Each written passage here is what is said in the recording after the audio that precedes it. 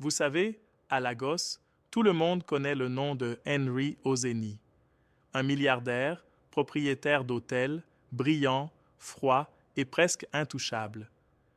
Mais à l'intérieur de sa grande maison de Queen's Drive, il y avait quelqu'un qui passait presque inaperçu. Sa femme de ménage, Grace. Grace était toujours ponctuelle, toujours silencieuse. Elle parlait à voix basse, ne regardait presque jamais les gens dans les yeux et portait les mêmes 2 robes chaque semaine. Elle ne se plaignait jamais, ne racontait rien. Elle nettoyait, cuisait et disparaissait avant le coucher du soleil. Henry ne faisait presque pas attention à elle, jusqu'à ce soir-là. Il était 17h45. Le soleil commençait à descendre, inondant le couloir d'une lumière dorée. En passant près de l'escalier, Henry l'aperçut. Grace, debout près de la porte d'entrée, ajustait les bretelles de 2 sacs en nylon. Elle ne l'avait pas remarqué. Un sac semblait rempli de nourriture, l'autre de documents. Où allait-elle avec tout ça? Pourquoi partait-elle toujours avant la nuit? Et quel secret se cachait dans ces sacs? Henry s'avança. Grace sursauta. « Oui, monsieur. Vous partez déjà? »« Oui, j'ai terminé, » répondit-elle. « Qu'y a-t-il dans les sacs? » Elle hésita. « Juste un peu de nourriture et des documents. C'est personnel, monsieur. » Henry fronça les sourcils. « Vous partez tôt presque tous les jours. » Elle hocha la tête. « Oui, monsieur. Pas d'explication, pas d'excuse. Juste un « oui, monsieur. » Il ne dit rien de plus. Il la regarda simplement sortir par la porte, son dos droit, ses pas rapides, les sacs serrés contre elle. Cette nuit-là, Henry ne réussit pas à se concentrer. Réunion, contrat, problème d'hôtel. Rien n'arrivait à calmer ses pensées. Quel genre de femme de ménage transporte des documents officiels dans un sac usé? Quel genre de femme de ménage ne demande jamais d'aide, même quand ses chaussures sont presque déchirées? Il ouvrit son dossier d'employé. Tout était propre, rien de suspect. Mais quelque chose ne collait pas. Grace cachait quelque chose. Et à minuit, Henry Ozeni, l'homme qui ne courait jamais après rien, avait pris sa décision. Demain, il la suivrait. Pas par colère, pas par fierté, mais avec une seule question brûlante dans sa poitrine. Qui est vraiment cette femme que j'ai laissée nettoyer ma maison sans jamais vraiment la voir? Henry n'avait pas l'habitude de suivre les gens. D'habitude, ce sont les gens qui le suivaient lui. Mais ce vendredi soir, il était derrière le volant de son SUV noir, casquette simple tirée bas, lunettes noires cachant ses yeux. Pas de chauffeur ce soir. Ses mains serrées sur le volant, le silence de la voiture en disait plus que des mots. Ce soir, il allait la suivre lui-même. À 17h55, Grace sortit exactement comme d'habitude, ses 2 sacs en main. Même robe, même démarche stable. Elle ne prit pas de taxi, ne héla aucun motard. Elle marcha, rue après rue, ses sandales claquant sur le bitume poussiéreux. Elle tournait les coins de rue avec l'aisance de quelqu'un qui connaissait ce chemin par cœur. Henry la suivait, lentement, attentivement, toujours à distance. Ils passèrent devant des boutiques illuminées, des motocyclistes bruyants, des vendeurs criant dans la rue et des femmes éventant la fumée du maïs grillé. Mais Grace ne regardait jamais à gauche ni à droite. Son visage restait calme, son pas constant, ses yeux fixés devant elle. Enfin, elle monta dans un bus jaune à la peinture écaillée, le contrôleur accroché à la porte ouverte. Henry suivit en silence. Son SUV noir glissait à travers le trafic chaotique de la ville, comme un chasseur silencieux, ses yeux ne quittant jamais le bus. Le bus traversa des rues qu'Henry n'avait pas empruntées depuis des années. Lorsqu'il s'arrêta enfin, il se trouvait dans un quartier qu'il connaissait trop bien. Rugueux, surpeuplé, rempli de maisons délabrées et de bruits incessants. Henry haussa un sourcil. Grace descendit. Sa voiture ralentit à quelques mètres. Elle passa devant un bloc de bâtiments en ruine, tourna dans une ruelle étroite et glissa à travers un portail rouillé d'un petit terrain clôturé. Au-dessus, une enseigne usée affichait « Maison des secondes chances », cours gratuit, Repas gratuit, espoir gratuit. Henri fronça les sourcils. Qu'est-ce que c'est que ça? À travers la fenêtre fissurée, il se pencha et observa. À l'intérieur, des adultes étaient assis sur des bancs en bois, cahiers à la main. Des femmes du marché, fatiguées, des hommes en bottes poussiéreuses, tous attentifs à une figure à l'avant. Grace. Elle n'était pas en train de balayer ni de nettoyer. Elle enseignait, écrivant au tableau en grandes lettres de craie-leçon du jour, remplissant des formulaires d'hôpital. La bouche de Henry s'entr'ouvrit légèrement. Il la regarda se déplacer dans la salle, sourire chaleureux, voix patiente, yeux vivants. Elle s'arrêta près d'une femme et guida doucement sa main sur la page. Le visage de la femme s'éclaira de soulagement. Ce sourire, il ne l'avait jamais vu avant. Ni chez lui, ni dans les couloirs de marbre, ni derrière le balai ou la serpillière. Ce n'était pas une simple femme de ménage. C'était autre chose, bien plus. Pour la première fois depuis des années, Henri sentit un nœud se former dans sa gorge. Il resta dans sa voiture plus d'une heure, incapable de détourner le regard. Grace se déplaçait avec autorité silencieuse, voix douce mais ferme.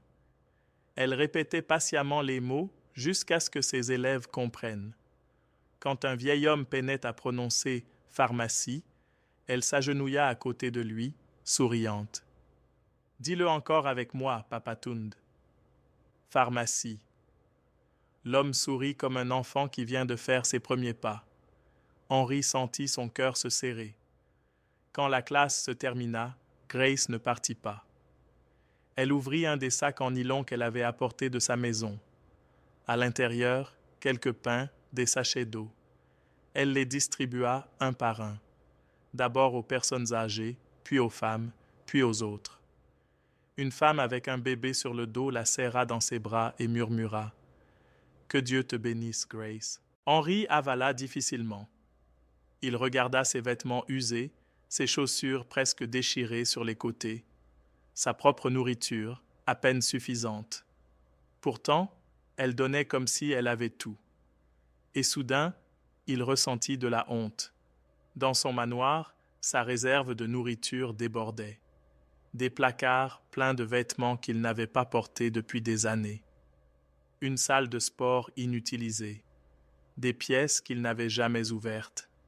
Et dehors, cette fille, cette femme de ménage, nourrissait des inconnus avec le peu qu'elle possédait. Pas de plainte, pas de bruit, pas de caméra, personne pour l'applaudir. Juste de l'amour. Silencieux, constant, puissant. Son cœur se serra. Pas seulement de culpabilité, mais parce qu'à ce moment précis, Henri sut que quelque chose avait changé. Il ne voulait plus seulement connaître son secret. Il voulait connaître Grace tout entière.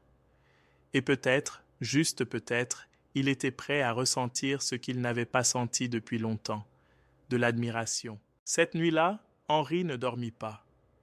Il resta dans son bureau, assis dans son fauteuil en cuir, la lampe allumée faiblement à côté de lui.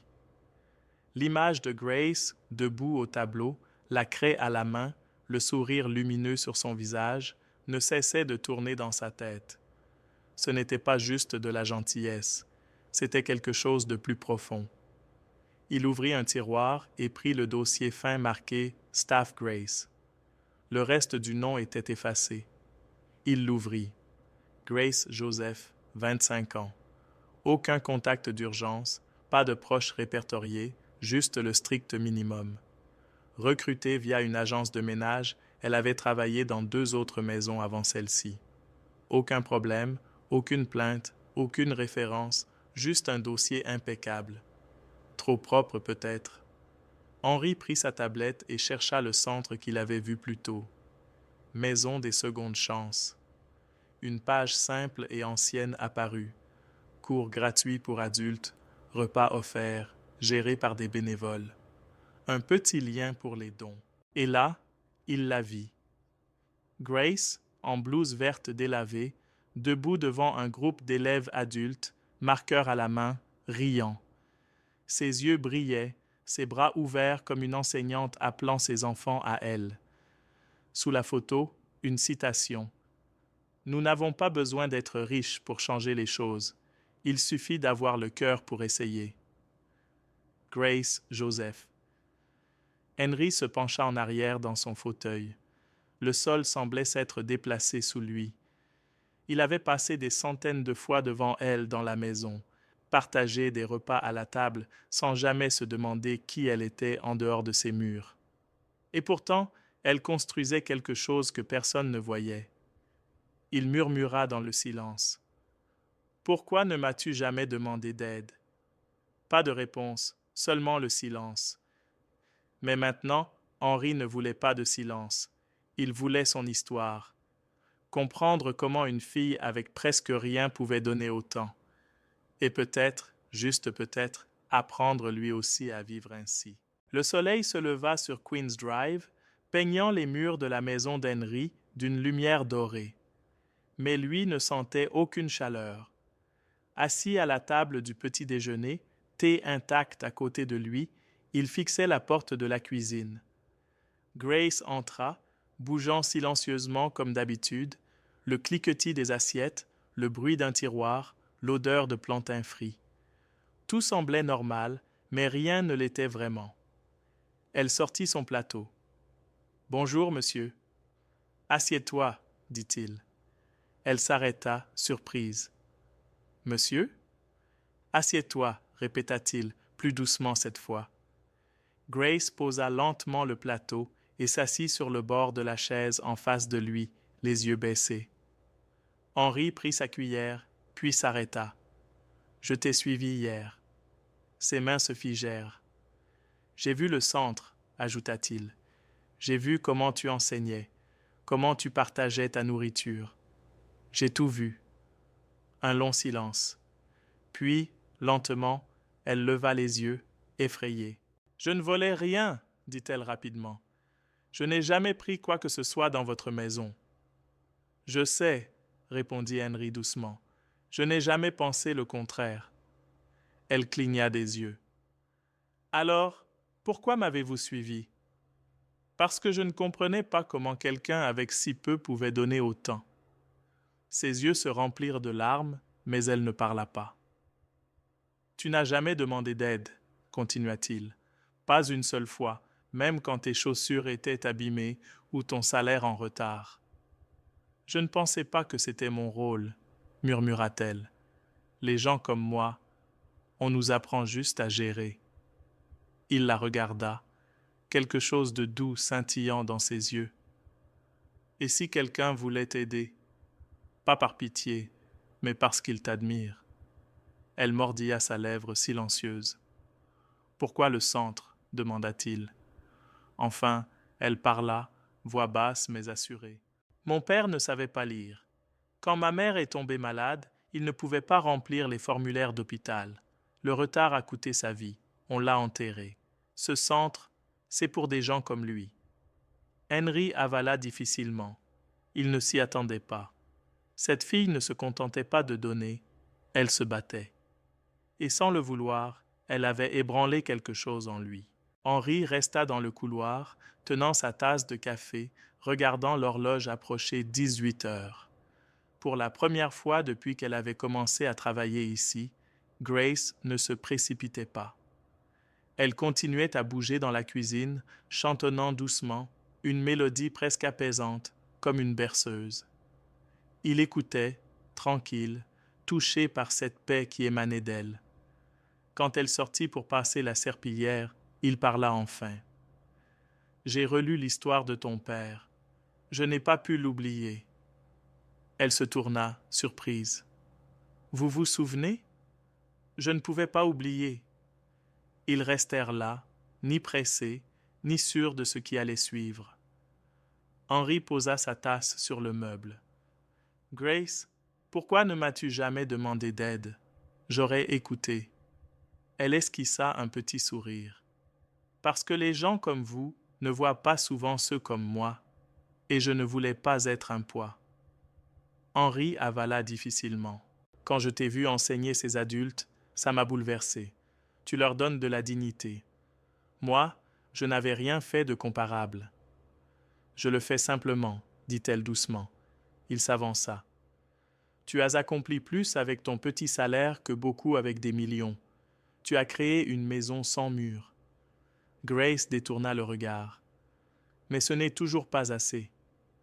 Que veux-tu dire? Demanda-t-il. Elle soupira. Il y a tellement d'autres personnes comme mon père. Des mères qui perdent leurs enfants parce qu'elles ne savent pas remplir des formulaires d'hôpital. Tout ça parce que personne ne leur a appris les choses simples. Henri la fixa. Alors, que veux-tu faire? Je veux construire quelque chose de plus grand. Un réseau de petits centres d'apprentissage. Des lieux qui redonnent de la fierté, où personne ne se sent bête ou oublié. Il hocha lentement la tête. Tu as la vision. Moi, j'ai les ressources. Elle cligna des yeux. Vous voulez dire qu'on pourrait le faire ensemble? Silence. Puis un sourire léger apparut sur son visage. Pour la première fois, il vit Grace non pas comme la femme de ménage, ni comme l'enseignante, mais comme la leader. Les semaines suivantes passèrent doucement. Grace continuait à balayer les sols en marbre, arroser les plantes, plier les serviettes et servir le thé à 7h30 précise. Mais quelque chose avait changé entre eux. Il restait plus longtemps dans la cuisine. Elle ne fuyait plus son regard. Un jeudi matin, Henri entra tôt et la trouva à table, pas en train de nettoyer, mais en train d'écrire. Des livres et des papiers éparpillés autour d'elle. Ses lunettes glissèrent sur son nez, ses lèvres bougeaient silencieusement. « Je ne savais pas que vous portiez des lunettes, » dit-il doucement. Elle sursauta. « Oh, je ne vous ai pas entendu, monsieur. »« Détends-toi. Sur quoi travailles-tu » Elle hésita, puis lui montra un épais dossier. « Mon projet final. Je termine mon diplôme en éducation pour adultes. » Henri cligna des yeux. « Vous êtes à l'école » Elle acquiesça. « Les soirées après le centre. Dures, mais presque terminées. » Il s'avança. « Puis-je voir » Elle lui tendit le dossier. Le titre ? Combler le fossé. Comment l'alphabétisation des adultes redonne dignité aux communautés à faible revenu. Henri l'ouvrit. C'était détaillé, puissant, passionné. Des diagrammes, des interviews personnelles, des notes de terrain. Une citation d'un élève le frappa. « Avant, je passais devant les hôpitaux en souffrant parce que je ne pouvais pas remplir un formulaire. Maintenant, j'y vais la tête haute. » Henri sentit quelque chose se serrer dans sa poitrine. Il referma doucement le dossier. « Vous savez, dit-il, j'ai lu des propositions de grands dirigeants qui n'avaient même pas la moitié de cette vérité. » Grace rougit. « J'essaie juste de raconter leur histoire. »« Non, dit-il doucement mais fermement. Tu racontes notre histoire, celle de tous ceux qui ont oublié de vraiment voir les autres. » Elle leva les yeux, surprise. Henri s'assit à côté d'elle. « Tu ne fais pas que donner des mots, Grace.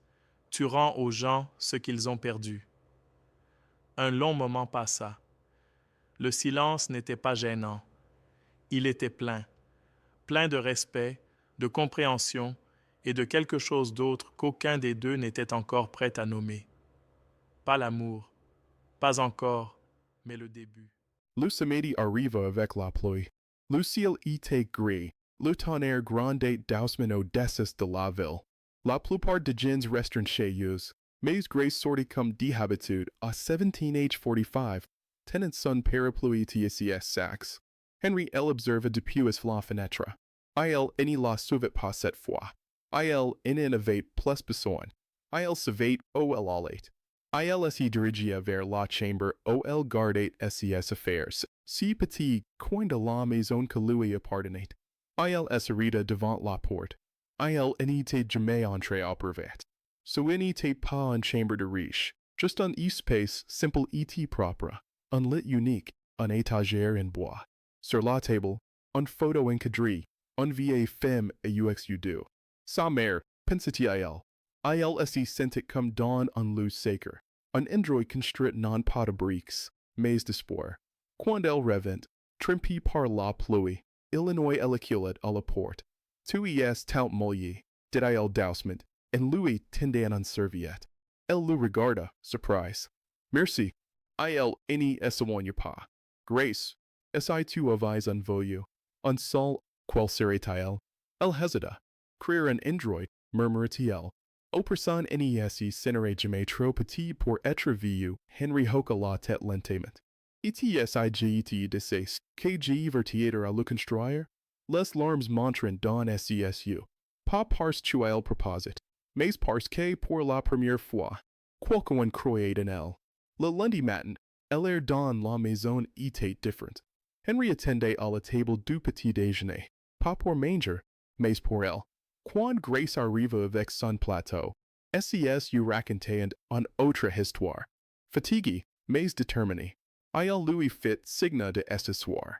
J'ai vertiator à construire ton centre, ton rêve, tal, dit-il doucement. Elle resta silencieuse. Les mains pliées sur ses genoux. J'ai essayé que vous le ferez, dit-elle. J'ai per financer, apporter de partenaires, de enseignants, de bénévoles. On pourrait créer des centres, peut-être plus. Tu en as plus à tal porter sol. Henry inclina légèrement. Pourquoi en es-tu reine? Elle baisse les yeux. Parce que ma réponse n'est pas en oui. Il cligna de yeux. Quoi? Sa voix tremblait un peu. J'ai peur. Peur de quoi? Elle expliqua doucement. Toute ma vie, j'ai lutte pour être vu. Pas comme quelqu'un à secourir, mais comme quelqu'un de capable. J'ai construit si centre pierre par pierre, repas par repas, leçon par leçon. Et maintenant, aside j'ai dit oui. Illinois n'y sera plus seulement en moi. Henry prit une grande inspiration. Il comprit. Elle continuait. Ce que vous proposez est beau, généreux, mais je n'y veux pas devenir le projet de quelqu'un d'autre. Je veux construire si rêve et me reconnaître toujours dedans. Il hocha la tête lentement. Très bien. Que veux-tu? Laissez-le temps, réfléchir, prier, respirer. Henry s'y leva, à ses voix douce. J'attendrai. Les jours passeront. Grace continuait son travail habituel, silencieuse, souriante, partant le soir avec SCS Sax. Mais entre eux, quelque chose avait changé. Pas de longues conversations, pas de deux matins, pas de questions sur les rêves. Just un respect silencieux. Un vendredi matin, elle frappa doucement à la porte de son bureau. Henry leva les yeux. Elle tenait un enveloppe blanche entre SCS mains. J'ai viens donner ma démission, dit-elle doucement. Dans 2 semaines. Henry s'y redressa. 2 parts. J'ai un poste à temps partiel dans un école. ETG veut consacrer plus de temps au centre. Est-ce à cause de ma proposition? Non. C'est parce que vous m'avez fait croire ainsi que j'ai pouvais faire. Il la regarda. Elle n'y fuyait pas. Elle avançait vers son but. Tu n'as pas besoin de partir, dit-il. J'ai essayé. J'y n'y t'arrêterai pas, mais tu vas me manquer. Voici, répondit-elle, souriante. Les 2 semaines suivantes furent douces, étranges. Elle continuait ses tâches, mais marchait avec légèreté et certitude. Henry elle observait comme un homme qui mémorise le coucher du soleil. La veille de son dernier jour, Henry frappa doucement à ses portes. Elle l'ouvrit lentement. Il lui tendit un autre enveloppe, plus épaisse. Ce sont des lettres, dit-il doucement. Recommendations, notes de financement, et un dernier message. Over les après ton départ. SES mains tremblerent. Merci, murmura-t-il. ILS n'y dirent pas au revoir. ILS savait tout les duquet si n'était pas la fin. Just une pause. 2 mois passèrent. Henry s'y souvenait encore du brut de SES pas, du mes soeurs. La maison semblait plus froide, trop silencieuse. Puis, un jeudi soir, une invitation arriva. Enveloppe crème, livrée à la main. Pas d'expéditeur. À Eleanor, un seul carte. Maison de secondes chances, soirée spéciale et collecte fonds. Vous êtes chaleureusement invite. Henry resta stupéfait. Il n'avait pas parlé à Grace depuis son départ. Oui, Illinois élevait se tenu anonyme, mais elle l'invitait quand même. La soirée arriva. Henry portait un costume gris simple, sans cravate, pas de chauffeur. Il valait entrée en tantuam, pas milliardaire. Quand il arriva, Illinois esserita. La Louis tape magnifique. Lou vieux portail rouille paint in bleu, de lanterns acroquis partout, de enfants courant avec de fleurs en papier. A Eleanor year, les banks étaient at remplis. Elives, mares, hums ages and habits traditionals, enfants aux pides poussiéreux.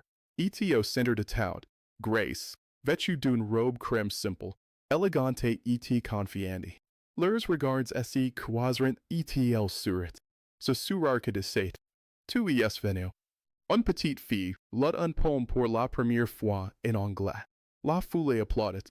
Un vieil homme raconte comment il avait ouvert un compte bancaire seul. Applaudissements. Pousse l'animatrice invita l'enfant de Trice, Grace. Elle prit le micro. J'ai pensé que de gens comme moi n'y faisaient que nettoyer les souls, communiqua-t-il. Mais quelqu'un aimait que même un femme de ménage peut diriger un mouvement, que nos petites histoires comptent. Son regard chercha Henry. Et toi, que aimes vieux, même quand j'ai mis voyage par moi-même. Merci. Henry sentait un nœud dans la gorge. Pour la première fois depuis des années, Illinois applaudit non pas comme homme d'affaires, et I comme mécène, mais comme quelqu'un touché au cœur. La soirée ainsi termina, mais il resta. Il regardait Grace parler avec ses élèves, serrer les bras autour d'eux, ramasser les gobelets vides avec les mêmes mains qu'avaient autrefois nettoyé sa cuisine. Maintenant, elle s'y mouvait comme une femme qui savait qu'elle était vraiment. Et c'est la lui rendait à la fois fière et humble. Elle s'approcha de lui. Vous n'avez pas besoin de venir, dit-elle doucement, sourire aux lèvres. J'ai devais venir, répondit-elle. Vous m'avez invité. SES you cherchant son visage. Était-vous? Oui, murmura-t-il. La donation, l'ordinateur portable, les lettres, tout venait de moi. Grace hocha la tête, sans pleurer en soutenir. J'ai, n'y voulais pas que tu t'y sentes acquis, ajuda Henry. J'ai voulu que tu t'y sentes libre. Vous m'avez donné plus que de l'argent, dit-elle doucement. Vous m'avez donné un miroir. Vous m'avez montré dont j'étais capable. Henry hésita, puis sortit un certificat roule. Je voudrais t'y offrir autre chose. Grace lut déroula lentement, la respiration suspendue. Partenariat. Maison de secondes chances. Fondation Orsini, directrice de programme. Grace Joseph, Cijo conciled, droits de vote complets. Il parle comment.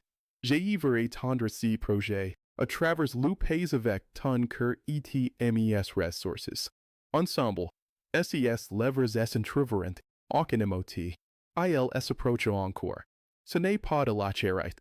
C'est un but. ETG ver marchera tes cotis. Vous êtes sûr? Essaye voix s'y brisa. Plus sur que jamais.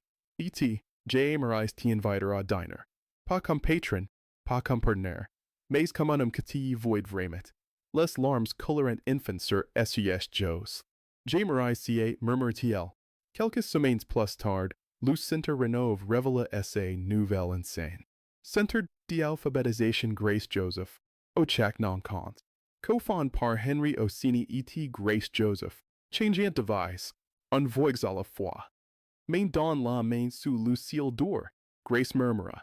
Avant, j'ai pensé que de gens comme moi n'y faisaient que servir à manger. Henry sourit. Maintenant, de gens comme toi servent une nation. Et ensemble, ils entrent à l'intérieur. L'histoire avait commencé avec la suspicion et termina avec le but, le partenariat était un amour plus profond que les mots. Parfois, on n'a pas besoin de tal possédeur pour changer le monde. Grace en était une femme de ménage. Était important, son pouls était devenu beaucoup.